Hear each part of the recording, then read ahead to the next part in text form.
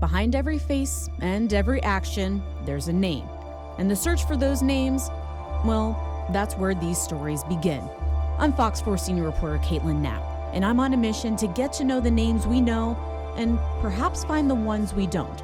Along with detectives working in the same communities you call home, we're all working to find answers and closure in these sunshine crimes. Not all of these cases are necessarily crimes. Some are people that have been found but have no name. So the students here at Ringling College in Sarasota are trying to put a name to the face. And the common theme here is all of the faces, well, their remains were found in Southwest Florida. Everyone starts their life with a name, but some are lost. These are victims, these are the nameless, the forgotten, the skulls, the coldest of the cold cases. One man is on a mission to find those names again. His name is Joe Mullins, a forensic imaging specialist at the National Center for Missing and Exploited Children. His goal? I don't want any skulls sitting on shelves. The shelves of medical examiners' offices around the country. But a 3D image of the ones you're seeing here for the first time are all from right here in Southwest Florida. From the District 21 Fort Myers Medical Examiner's Office. Mullins made a cold call to the office, asking them for access to the skulls. Have to get the skulls. Now, once we have the skulls, we need to get, take photographs of the skulls, then have the forensic anthropologist look at the skulls. Then, Ringling College in Sarasota did a 3D print of each skull.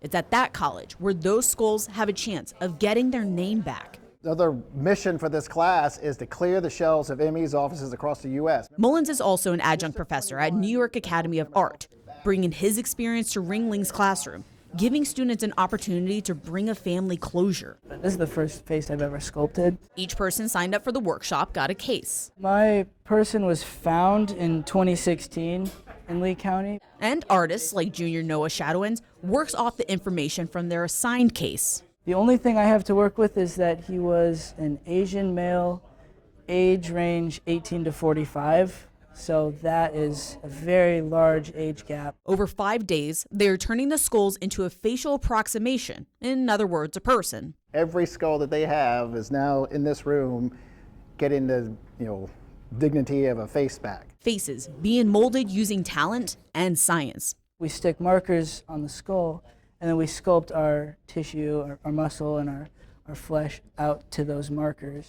And over 5 days, you are slowly building a person that is going to stare back at you. A person waiting to get their name back. It's not a skull anymore, now it's a person.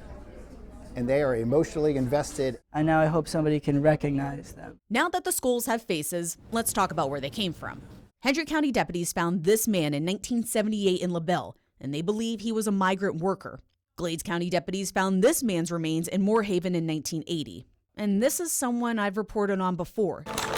The York Island Jane Doe, found off of St. James City in 1995. Deputies found these remains at Bonita Springs near Bonita Beach Road, east of Vincent Road in 2010. In 2011, deputies found a man's remains in Hendry County, possibly a migrant worker. The last cold case, someone tried to sell a skull on Craigslist in 2016 in Lee County. It's not clear when this person died. The more eyes that see these facial approximations, the better. But now we have pictures of what these people look like in life.